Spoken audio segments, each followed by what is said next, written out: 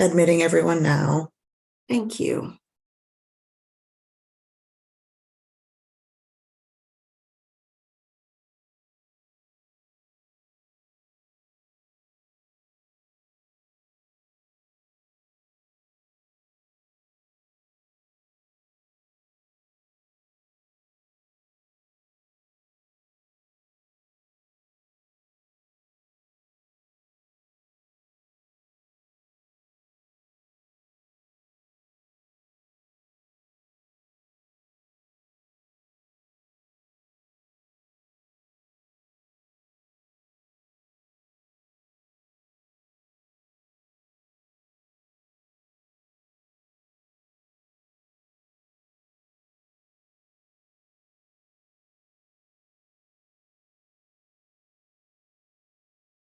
Good morning, everybody. We'll let everybody join. Julia is still letting everybody in, and we will get settled and we'll start.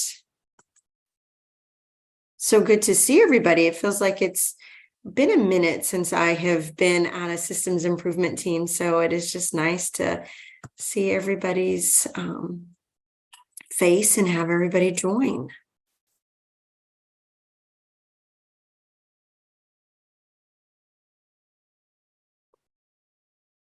I'm just scrolling through. Personally giving everybody a hello. Good to see you, Tanya. Haven't seen you forever. We chat, but it's nice to see your face. Who would have thought an ED role would be demanding? I know. All right. Well, we're just going to go ahead and get started. It's 10:03. Thank you for everybody for joining. And I know we're slated for 10 to 11:30. Not sure that we are going to make it through the full hour and a half. So maybe we'll have an opportunity to give you back some time today. But just wanted to, you'll see our agenda today. We're going to talk about some childcare licensing updates, go through some of our previous SIT recommendations, just look at some system updates, talk about some bright spots from different agencies, and share some of the work that you are going through. And then we're going to talk about our work groups and what we would hope to work through as we are moving through our new, I want to say 2024. It's hard to say 2024. Feels like it should be like very futuristic and George Jetson and having, flying cars and all that funny, crazy thing. 2024 just does not roll off the tongue very easily. But what we want to do in 2024. But I do have to indulge myself personally. And I see Sharon from Casito. Sharon, are you in one of those amazing little rooms that you were talking about that has a full whiteboard on the wall? I am, Melissa, Okay. and I can show you kind of see our whole whiteboard. It is so quite cool. the room. Yeah, she was sharing this at a recent meeting that I wanted to sit on there because the doodler and me would love to just go from ceiling to floor, whiteboards, and all the great things that we could do. So I'm very envious of looking at her meeting space today. So thank you for indulging me, Sharon. Anytime. Yeah, just looks very, very fun. Anybody wants to go on to K-State's campus, that would be a place to be able to book and use. But Julia, if you want to move to the next slide, we'll go right in. So we're going to go over some updates, and this is an old slide. So I'm going to let Jarvis come off mute and share part of our updates.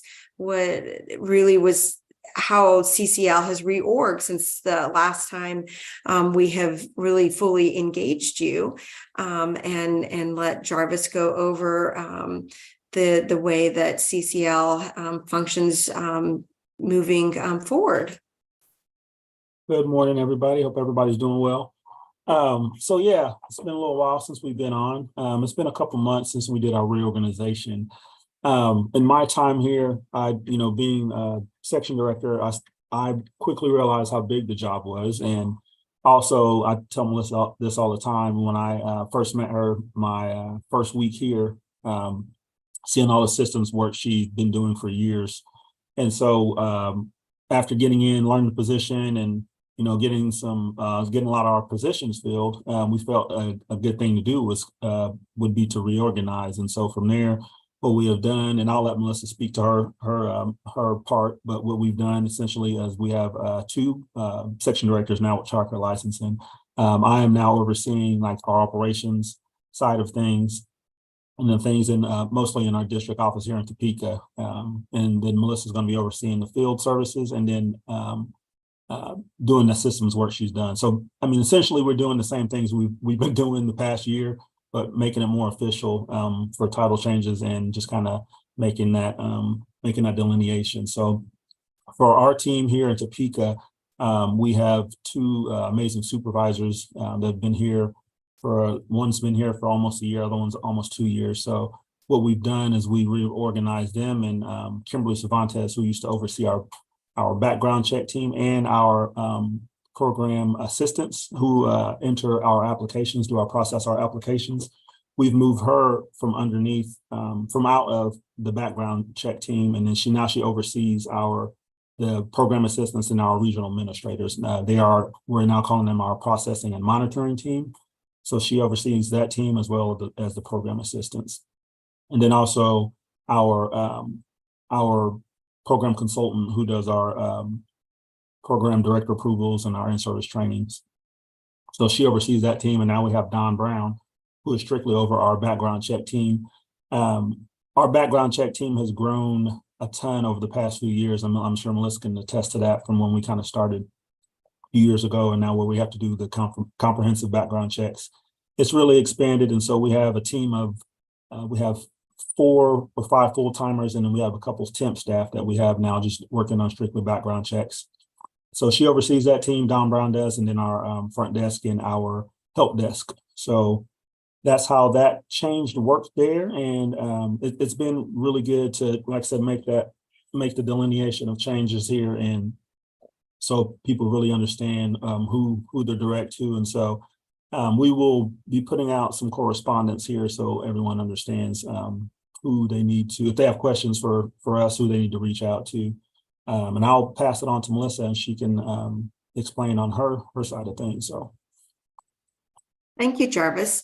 So yes, as Jarvis shared, we are doing a dual section director roles.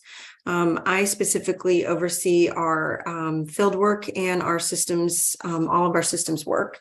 So I have direct connections with many of you guys through all of our collaborations, definitely working with our licensing specialists.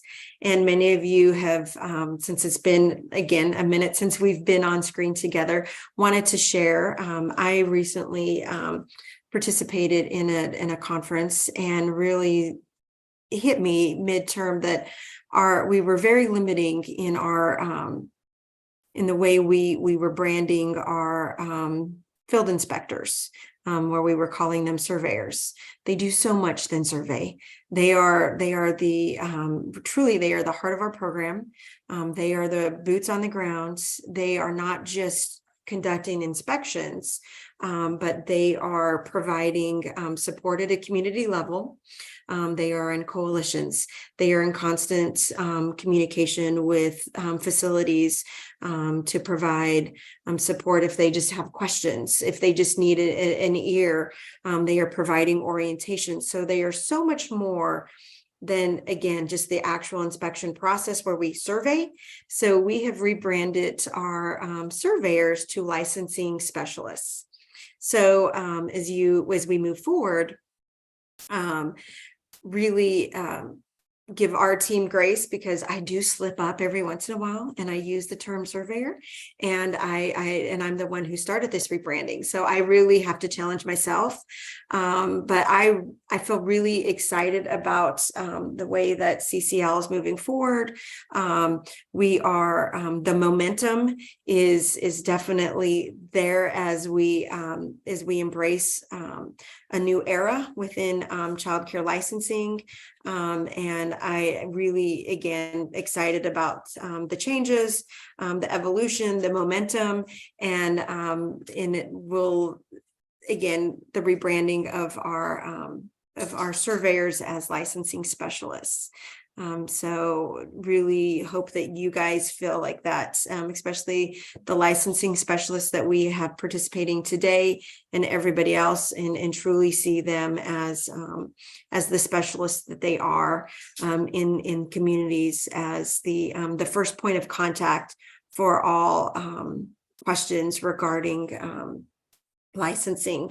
And then Julia, if you want to go ahead and move the slide, we're going to go over with some go back to one because it's still about updates. Wanted to share some initiatives that we have going on within CCL that I think would be in interest to communities. Well, first, to share, last meeting was all about regulations, right? You guys got to review regulations, where they were, continuously giving back feedback. Wanted to share that our regulations have moved out of our agency. They have been stamped by the Department of Administration.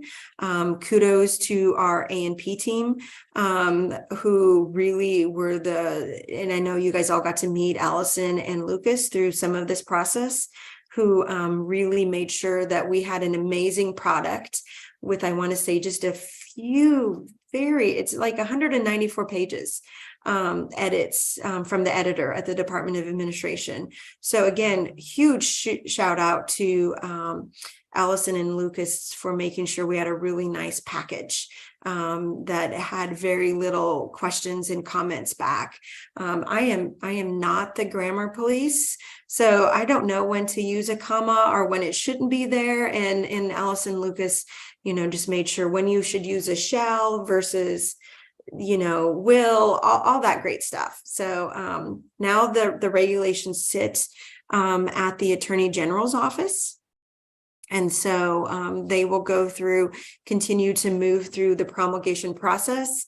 Like to make sure that we are very transparent with everybody of where those regulations sit.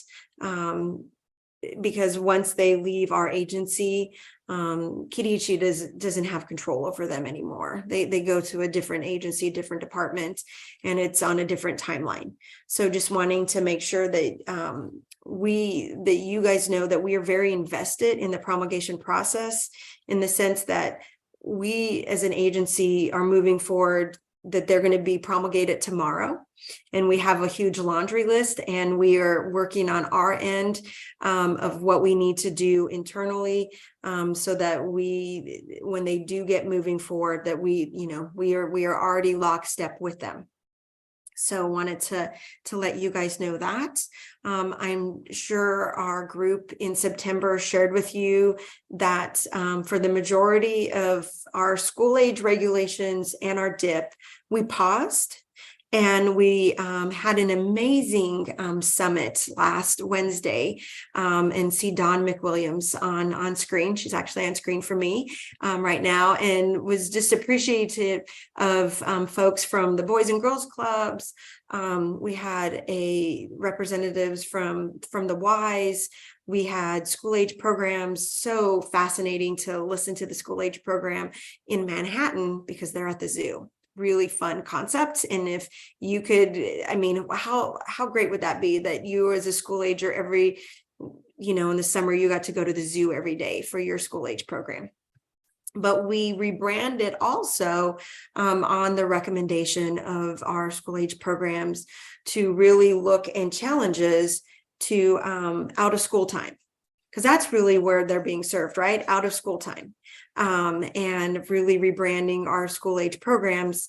So we had an in-person in Topeka last Wednesday, and we had a virtual option. And then really went line by line of all of our regulations and what we can do to really reimagine that out of school time category of care. And had our DCF partners also present so that they could review with all of our stakeholders our block grant requirements at a federal level, and what it would take to make sure that we would move forward with a program type that would still make everybody eligible also for subsidy, because we don't want Kansas families to miss out on any opportunities for childcare subsidy. So looking at all of that, we still have an opportunity. I know some of you may not operate under a school age license or a drop-in care license, but I see home providers today. You still care for at some point school age children. So if you have any comments, anything you would like to make regarding our school age regulations and moving to possibly the new category that we're going to label out of school time, all of your feedback is welcome. What we shared with all of our participants last Wednesday, that is not the end of the conversation. We met as a group just yesterday, and what we are going to do is be very aggressive on this set of regulations and really bring in all of our school age programs, drop-in programs that we have currently licensed under that category, and continue to say, hey, these are the regulations that we have drafted, what continue to give us input. We have a very aggressive timeline to have that particular set of regulations drafted by the end of 2023, and feel like we can definitely get us to that drafting stage, and then again go through the promulgation process of going to Department of Administration, AG's office, and all of the rest. But Dawn, I don't mean to put you on the spot, but did you feel like, can you give us from a different perspective of what you thought last Wednesday looked like and engaged with the department? Yeah, I really think that it was, truly the spirit of collaboration. It really allowed a lot of providers who are doing like services to kind of connect, develop some relationships. We had an opportunity to, initially we resisted being kind of partnered up with entities that we had never worked with, but it really truly worked out to the advantage of us really getting to know how other entities operate, struggles, offer support, and really develop a network that overall is going to be better for Kansas to serve school age kids. But then also interface with KDHE on kind of where our priority areas are, the challenges that we're currently facing, that really do kind of fall within the areas of licensing, just because they haven't been revisited in such a long period of time. So really good safe space to have some really great open conversations, and a true willingness for KDHE to really receive those. So we're very grateful. There was a method to our madness, Dawn, when we shuffled everybody up. So I appreciate that camaraderie. It was fun. If you ever have an opportunity to host a meeting in Topeka at the and Derek, I'm going to butcher it. I think it's the Sunflower Foundation, just a beautiful building also, just a good reuse of a refurbished space, and just a great place to have that collaboration. So I was so grateful when everybody agreed to show up. And we, again, those that were able to participate also virtual, it was just a really robust, spirited conversation. So hopefully we will get to the end at the end of 2023 with a really good set of regulations. So Melissa, if I could look out for that. Yeah, Derek. If I could add to that, hope you guys can hear me okay. I had to find a quiet space. It's kind of echoing in the hallway here. But just wanted to echo those same sentiments. Melissa said there was a method to our madness. Jarvis and I actually had the opportunity to attend the Office of Child Care's kind of a national STAM conference. So we had a bunch of state and territorial administrators come together, and we shared a table, oh gosh, Jarvis, I think with Missouri and Iowa, which is a great opportunity. But then we also had a lot of breakout sessions where we were partnered with other states. I specifically remember like Louisiana, a lot of their childcare, state level childcare operations go through their Department of Education. And so we had an opportunity at that conference to engage and talk through different issues that we found out we were all kind of collectively having, aka background checks. Misery loves company, I suppose, but we're all trying to find solutions. And so, it's just, we thought it would be great in this setting as well for providers from different, perspectives to sit down, because the regulations are the same, no matter by license type, obviously, no matter what your organizational name is. And so, there's different approaches to those and different operational procedures and things. And so we thought it was really beneficial for us as childcare licensing at our conference, and kind of borrowed that idea. And I think really looking forward to, like, this is just the beginning, and I can't say that enough. I know Amanda Peterson's on. I think she heard me say this at the Children Cabinet's board meeting. I said, we're not slowing down. This is just the start. We're just getting going. And that's a message to providers. That's a message to our state agency partners who are right there with us and doing the work with us. And it's a message to our lawmakers as well, that we're in this with you guys to really make things better for everybody, make things stronger for everybody, and really come up with creative and innovative solutions to the problems that we're kind of all facing collectively. So I'm going to get off my soapbox now. Thank you, Melissa. No, and appreciate that, Derek. And on that same vein, I just wanted to also share another initiative that CCL is really moving forward on. We have really partnered with our Kansas Healthcare Association and the Kansas Center for Assisted Living. And Derek and I recently presented on how do we connect more in intergenerational locations. And that's not limited to just one type of care. It can be our home license type. It can be our center, preschool, and our school age program. And really looking at, with our KDADS state partners, how we can also partner at a community level in some of these assisted livings facilities and think outside the box. And so we recently were slammed back to back with presentations, did that, and we have some follow-up of assisted living facilities now reaching out saying, we really value this opportunity to look at how quality of life, not just for our residents, but children, and how we combine that.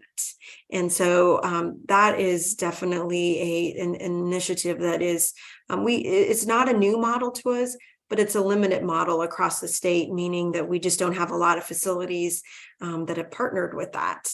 And if you look at our center regulations, we have a whole, at the very last of our regulations, they're called definitions, but they're all about intergenerational. And we actually, I'm sure Allison and them shared that with you last month. We are proposing that we revoke all of those because they were very limiting in our ability to really partner where these facilities are at today.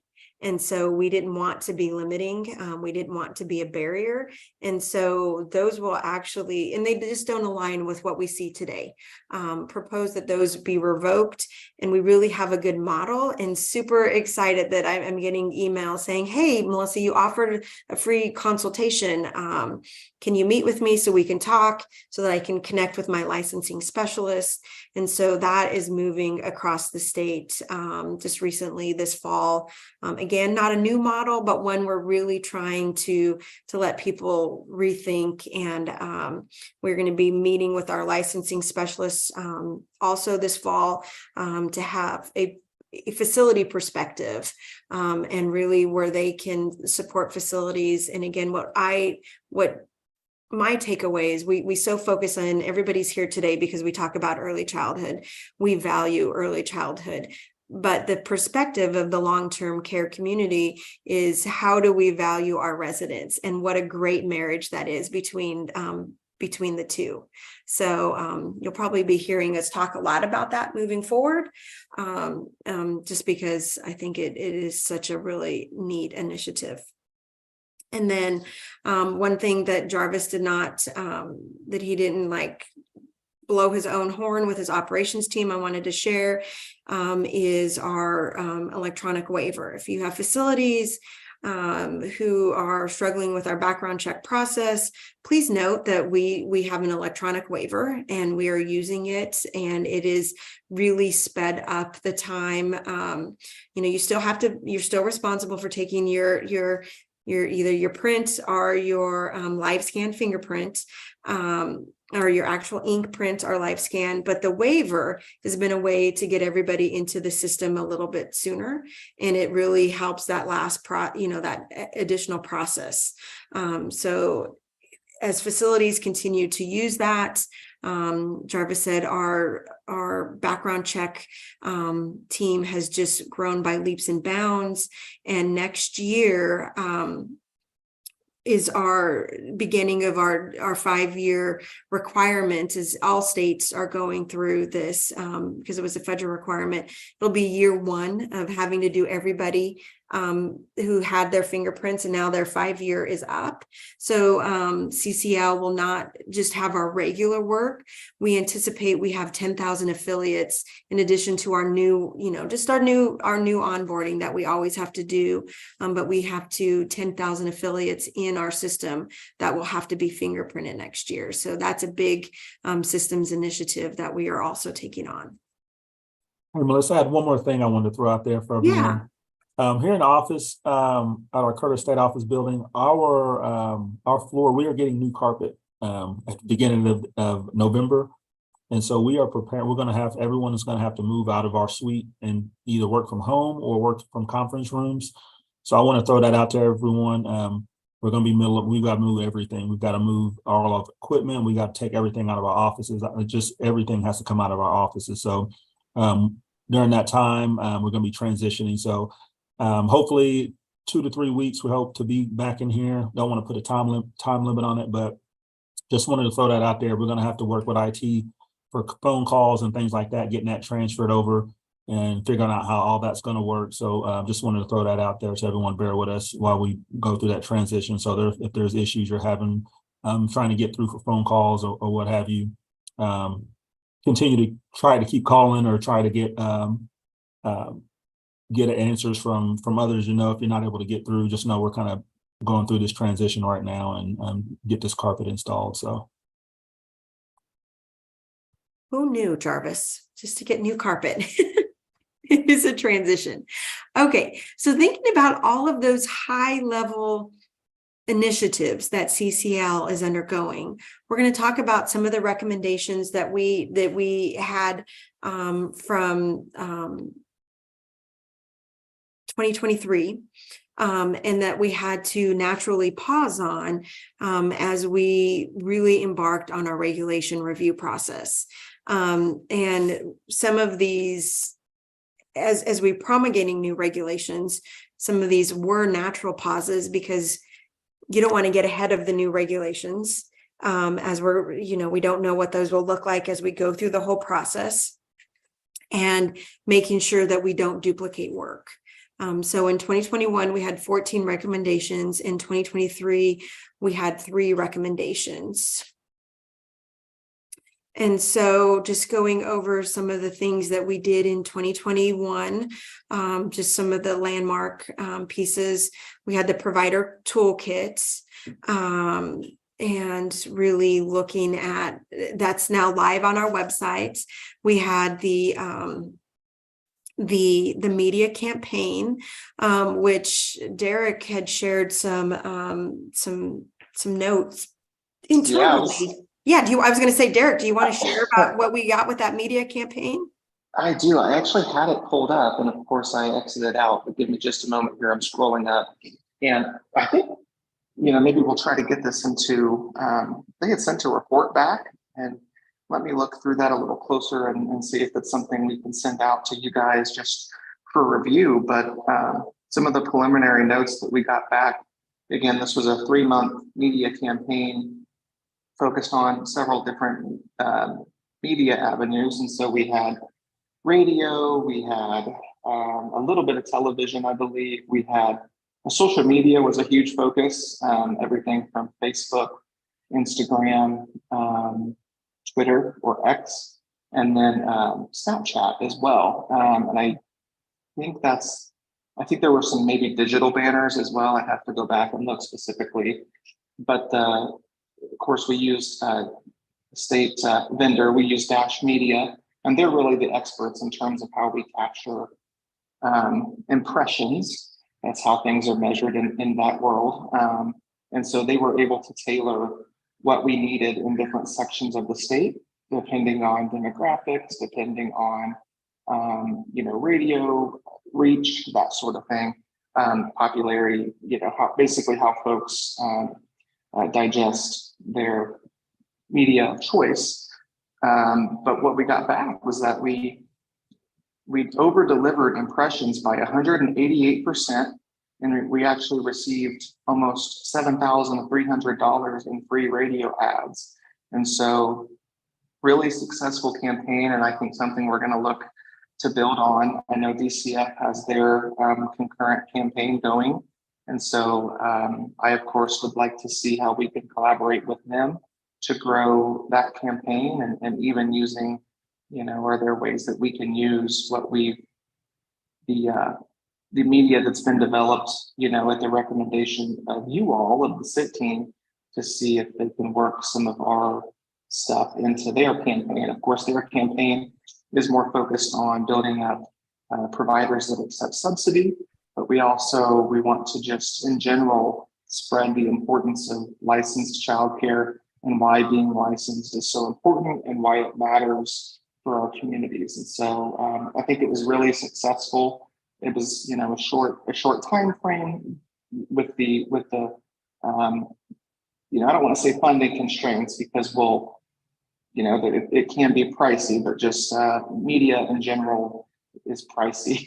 So I think as we look forward, we're going to look at opportunities to get more creative and even, maybe more aggressive in that realm in terms of KDHE, CCL, but also how do we leverage what other agencies are doing to join their ongoing campaigns and to really build on this. So yeah, sorry, a little bit of a tangent there, but for this specific campaign, over delivering impressions and getting free radio ads is always good. Very, very well received, Derek, and I appreciate all your coordination because it just builds our workforce, right? It demystifies licensing, which was our goal through all of your feedback, and it builds our workforce by opening up facilities. And really wanted to make sure, and then also, since you brought up DCF, looking at consistent language.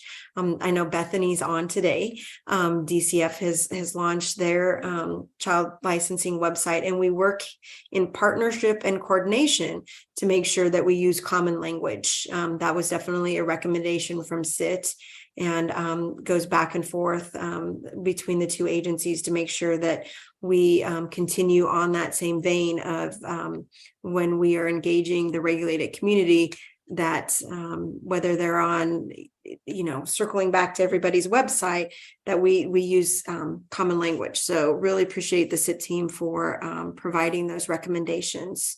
Julia, do you want to move the next slide, please? And again, we've already went through, and yes, Bethany dropped in the website if anybody wants to look at DCF's new website. Really love it. All of these, not going to rehash them, but really a lot of the good stuff that set the seeds for the momentum that we see today within CCL. Julia, do you want to go to the next one, please? Yep, I think the one in progress that we are still working on is, I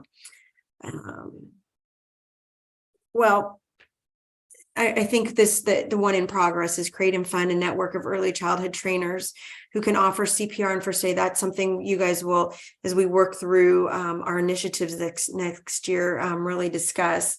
because right now the Health Consultant Network and some of KDHE staff is actually working together to fill gaps for CPR and first aid. So that hopefully is an area that we are really shoring up across the state.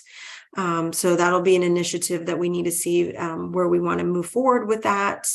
And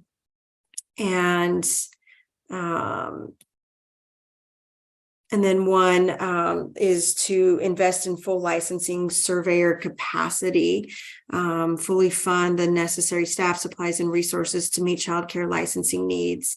KDHE currently uses a hybrid approach, which we support, which is we have some KDHE specific licensing specialists, and then we contract with our aid to local, which is one that we even testified at the that is a model that we support moving forward. So I'm not really sure where that discussion lies, and would have you guys explore that if there's another trajectory that you would like CCL to explore. So we'll keep those as things to move forward. Julia, if you want to move to the next slide. And then there was the recommendation of building the formal phases into orientation to look at business training. And this recommendation came in 2021 and carried over into last year. I would challenge us to maybe pause a little bit on that, in the sense that we did have some recommendation training specifically in the proposed regulations for childcare centers as a training for program directors to have more of that business aspect, not necessarily our homes. So what does that look like in the environment moving forward? That would definitely be one that I think we can keep moving forward in progress, and we'll let you guys as the CIT team make those decisions, but I believe they can be tweaked to meet new needs. Okay, Julia, the next slide. And that seems to be the same one. Okay, in 2023 recommendations that are still in progress is looking at a toolkit specifically for childcare centers and anything honestly in a commercial setting. I would say that definitely needs to be paused because those regulations, though the childcare practices are the same, and the spirit behind them, but because of the way that they are formulated in actual wording, I would recommend that we look at a pause until we have those promulgated, so that we're not having to recreate the wheel, but leave that up to the systems improvement team. Systems engagement, evaluate how we engage parents, and how they look at the findings in what we call our OIDS inspection results. That was the system engagement of working with the outside community and be more user friendly. Ironically, following the meeting today, Jarvis and I have a meeting, and we are including our DCF partners to look at a deep dive of our inspection review process, because we do realize it is not user friendly to parents, guardians, anybody, just the lay person on the street who wants to look at our inspection results and understand what they mean. So we would love to have your feedback following our meeting today. And develop an interpretive guide that is already in process, because that's in line with the regulatory review. So we have a lot of things that you guys have set forth that said, hey, KDHE, we challenge you to do better at this. And we are doing it. We just need to bring all of our work to date back to the systems improvement team.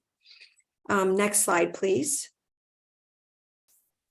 And then also in addition to all of that, in a statewide level system engagement, we also had our Capital Projects Fund Accelerator grants that were funded through the Children's Cabinet, and then really looking how we partner at a systems level across the state. We had our accelerator grants, and then we also wanted to share that we are in a new phase. And I say we, because I really look at it all as a systems engagement at a community level. If there's a new Capital Projects Fund Accelerator RFP that's out from the Children's Cabinet that really challenges communities to think outside the box, because it is not just a childcare focus. It is a focus on how do you support communities in multiple levels. Whether you're looking at a healthcare entry, whether you're looking at a, I have my childcare here, but then I'm going to build a community center that looks at being an entry point where I'm going to offer GED courses. I'm going to offer broadband for families. So it's a really different project than we've ever undergone in the state of Kansas. So really wanted to let you guys know that that is a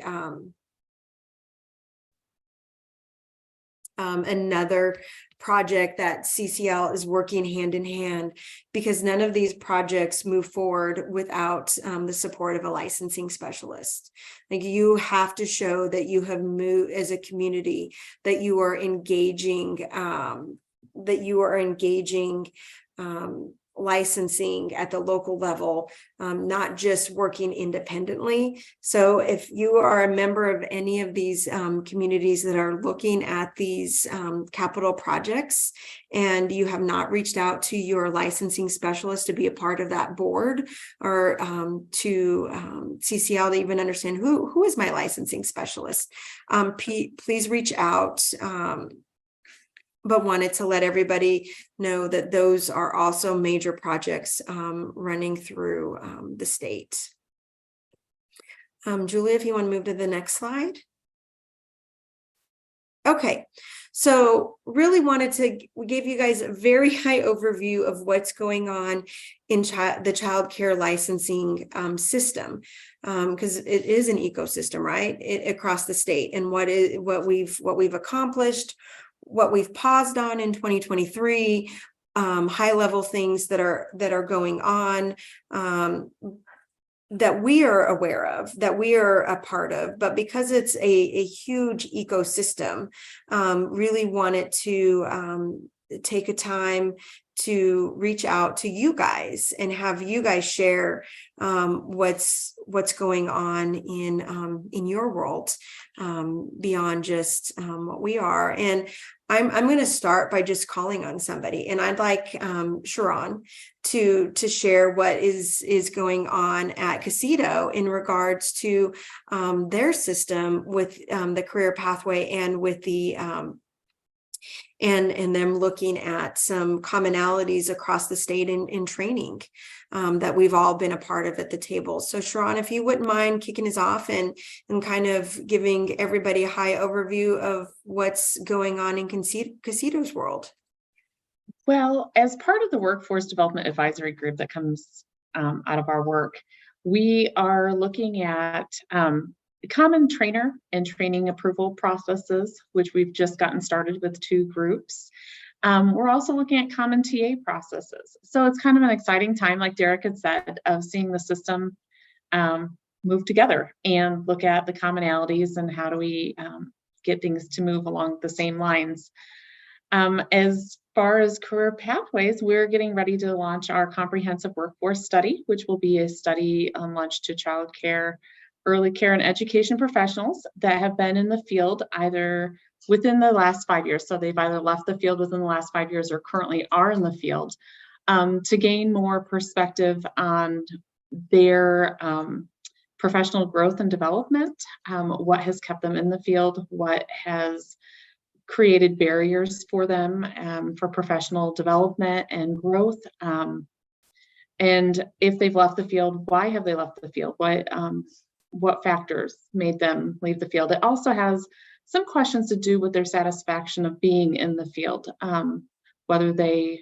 what their motivation to remain in the field is, because we know that early childhood is not an easy field to be in. So it was really going to be a comprehensive look at what's going on in our workforce. So if you have any questions, you can shoot the career pathway team, an email about that. And we'll also be launching some other incentivized initiatives later on, come November and January. So we'll keep you updated on those. Lots of busy time at CCSIT with statewide initiatives that will impact all of our the whole ecosystem, the early childhood ecosystem, not just licensing. So remember, the career pathway is for everybody, not just, it supports licensing, but it does not live within licensing. Yes, Melissa, it's for everyone. And we have scholarships not only for, so CCSIT has scholarships for not only the workforce, but also the support services. So if there's a conference that would help you in your professional growth and development, reach out and look at our website for the support services scholarships, because they're available. I forget about those, Sharon. So thank you for sharing that. Anybody else love to come off mute and share from their agency or their world perspective of what is happening within your agency regarding early childhood and what we would like to share again at a statewide level?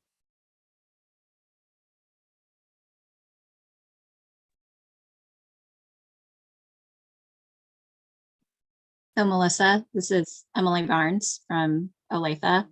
I wanted to give some feedback on the digital waiver for the fingerprints. I added a new affiliate to my program and I received her approval within 5 business days after the prints were officially submitted. So I wanted people to know, like, this is not just KDHE saying, hey, we're working on it. I can speak to the fact that it was 5 business days after fingerprints were submitted that I received the approval notice. So you are going in the right direction and doing the work. So I figured you'd want to hear that feedback. I appreciate that, Emily. I think that is that's amazing.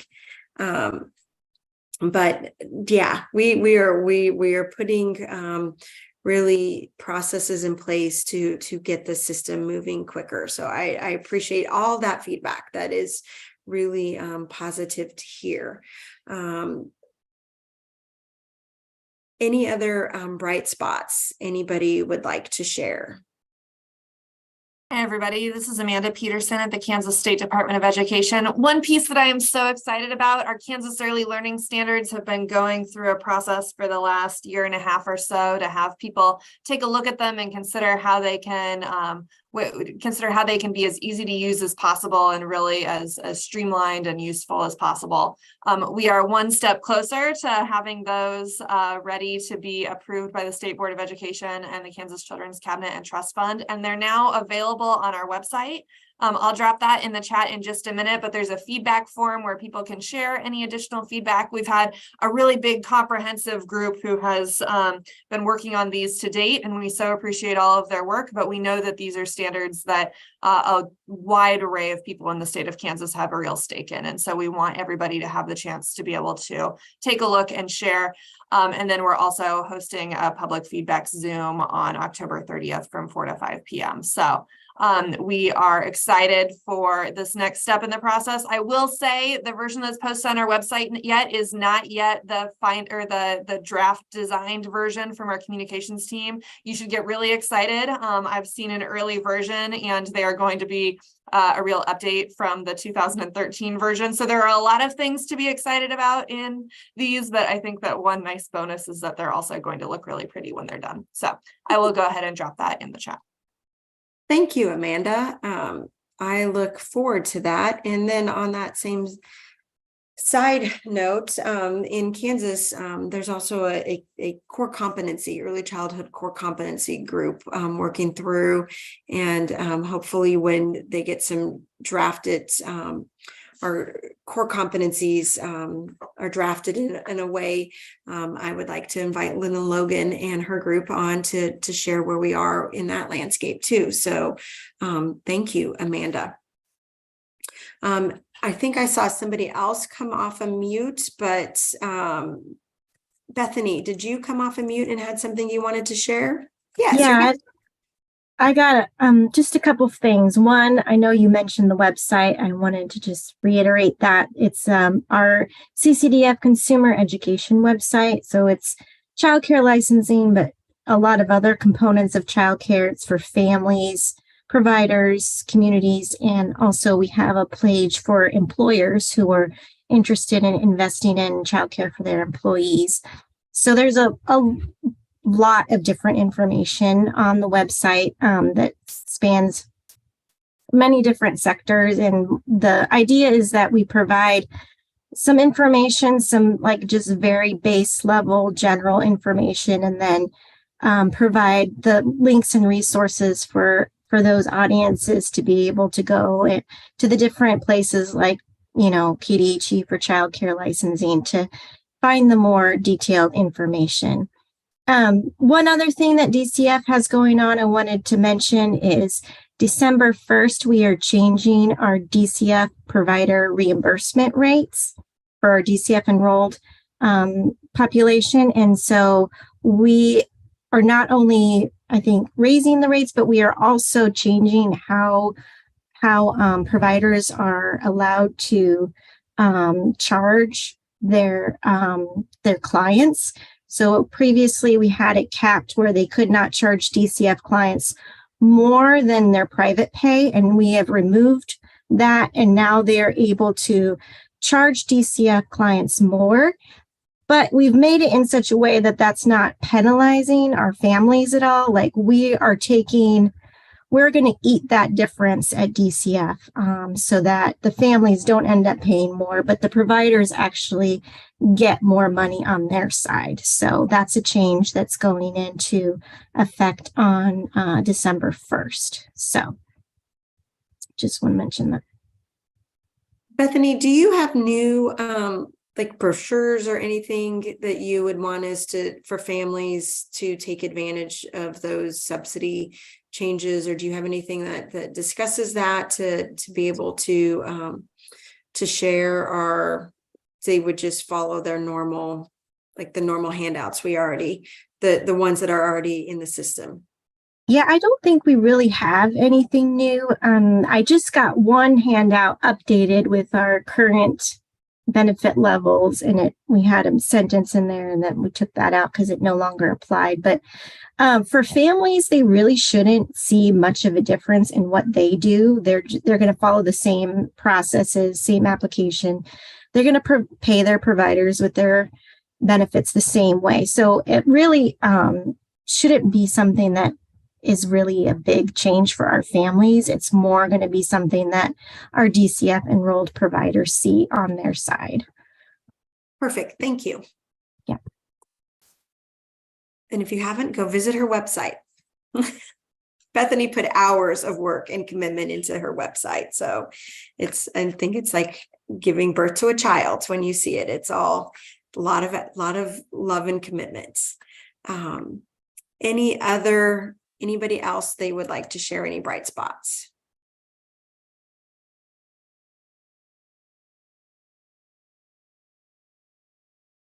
Okay, Julia, if you want to move to the next.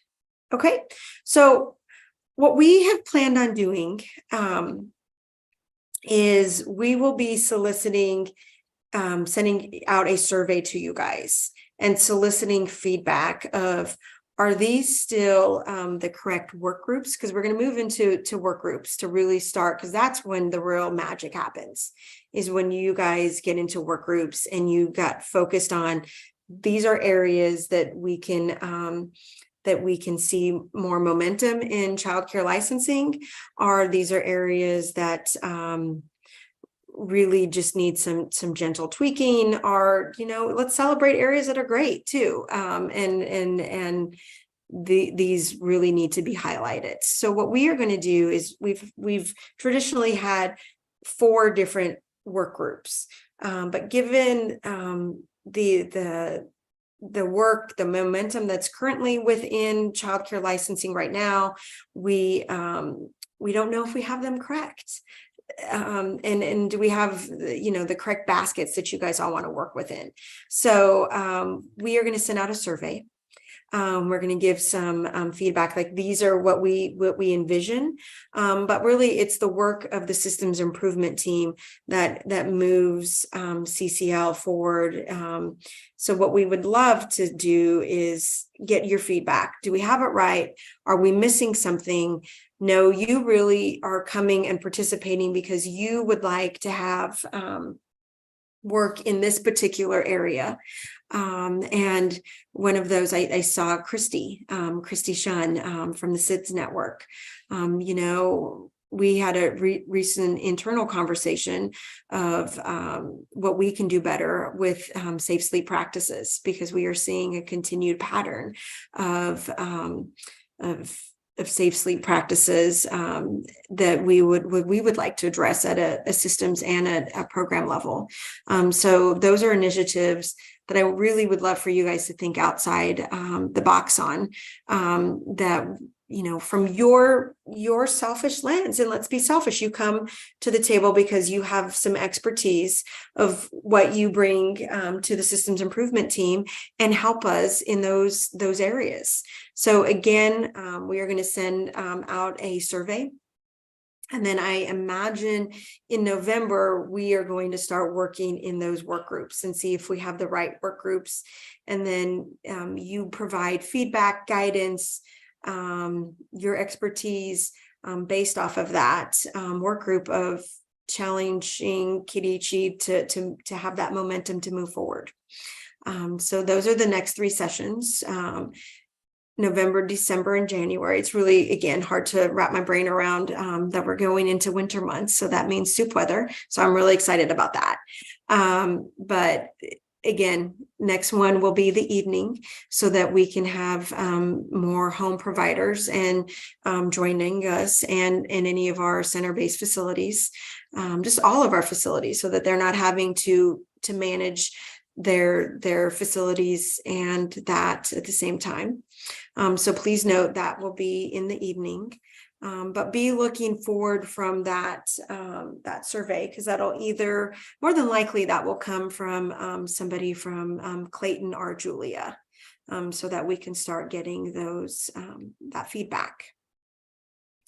But other than that, we really wanted to do a level set of what we've accomplished to date, what we still have to that we still want to acknowledge that we need to work on, but also knowing that some of this work is really internally paused as we move through our promulgation process within our regulations and what that looks like moving forward. Any questions? Any comments? Lot in, if you before you disengage from us today, really want you to either copy or look into, we will send us out notes, all of the feedback. Amanda, I actually clicked on your link. Are there time parameters within to get feedback from what you dropped in our chat, so everybody knows? We would love to have it as soon as possible, but we have set a deadline of getting written feedback by October 27th, or you can come on Monday, October 30th to share verbally. Okay, But we will make sure we get that in the notes, but also, again, just link on it real quick if you want to make sure that you don't lose that link, because that's what I just did. So I didn't lose it, so that I can we can get Amanda feedback back, because as a state agency who asks and completely always elicits feedback, I have learned the value of feedback, and when agencies ask for that, we don't take that lightly, and really appreciate getting that any comments back. Okay, well, we've given you back 30 minutes to your day on this lovely October 17th. So go forth, do great things in the name of early childhood, and have a great